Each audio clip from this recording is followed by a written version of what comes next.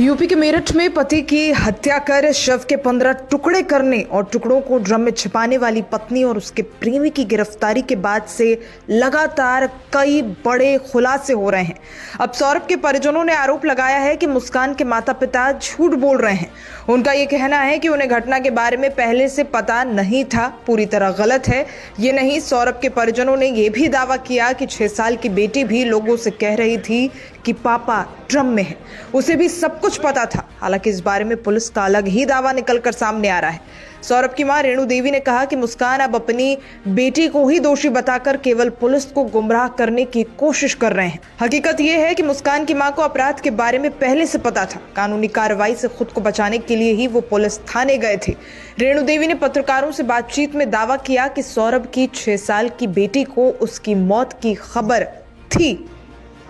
हमें कुछ लोगों से पता चला है कि वो सौरभ की बेटी कह रही थी पापा ड्रम में है। हालांकि पीटीआई भाषा और बाकी रिपोर्ट्स की माने तो इस बारे में पूछने पर पुलिस अधीक्षक आयुष विक्रम सिंह का कहना है कि ऐसा कुछ नहीं है। उन्होंने कहा कि इस बारे में बच्चे के परिवार वालों ने उसे बता दिया होगा, या जब मुस्कान परिवार वालों को घटना की कहानी सुना रही होगी तब बच्ची वहीं मौजूद होगी। एसपी का यह भी कहना है कि बच्चे को इस बारे में कुछ नहीं पता था। उन्होंने कहा कि मुस्कान और साहिल को रिमांड पर लेने के लिए पुलिस अदालत में आवेदन करेगी। एसपी का कहना है कि मुस्कान ने पुलिस को बताया है कि वो पिछले साल नवंबर से ही अपने पति सौरभ की हत्या करने की साजिश रच रही थी।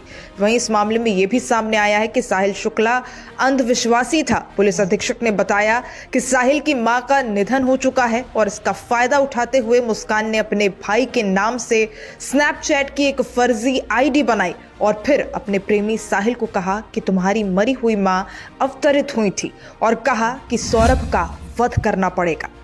एसपी ने बताया कि दरअसल मुस्कान ने साहिल को ऐसा अनुभव कराया कि वो साहिल की मां से बात कर सकती है। इसके बाद मुस्कान ने अपने दोस्तों से ऐसी जगह के बारे में पूछा जहां पूजा के बाद सामान दबाया जा सके। मुस्कान साजिश रच रही थी कि कोई ऐसी जगह मिल जाए जहां हत्या के बाद शव को जमीन में गाड़ा जा सके। उन्होंने बताया कि जब मुस्कान को पता चला कि सौरभ फरवरी में आ रहा है तो उसने मुर्गा काटने के बहाने चाकू खरीदा और बेहोशी की दवा खरीदी तथा हत्या को अंजाम दिया। पुलिस अधीक्षक के अनुसार मुस्कान को इस बात का पता था कि सौरभ की हत्या के बाद उसके परिजन उसके बारे में पूछताछ करने की कोशिश नहीं करेंगे, क्योंकि सौरभ 2 साल से बाहर रह रहा था।